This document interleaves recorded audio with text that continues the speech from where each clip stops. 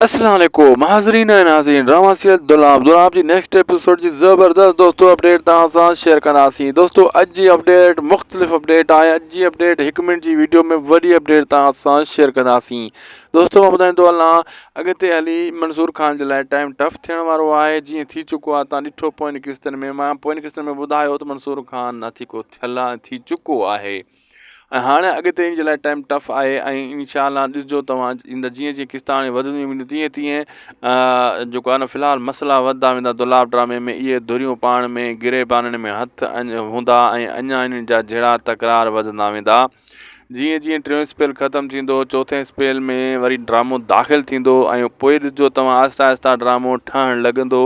पोइ आख़िरी एपिसोड 100 ताईं जेको आहे ड्रामे जो सुठो रिज़ल्ट ज़ाहिर थी ईंदो।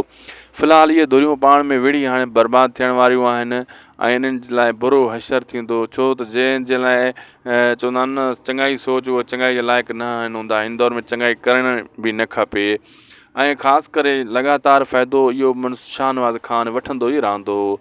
असांखे ॾींदा इजाज़त दोस्तों, मिलंदासीं नेक्स्ट वीडियो में। उदासी टीवी यूट्यूब चैनल खे सब्सक्राइब ऐं लाइक ऐं शेयर ज़रूरु कंदा हिन वीडियो खे बि। ऐं जीअं तव्हांखे अपडेट बर वक़्तु हर वक़्तु सभ खां पहिरियां सुठी अपडेट असांजे चैनल जी तव्हां ताईं पुॼंदी रहे। लाइक सब्सक्राइब शेयर ज़रूरु कंदा।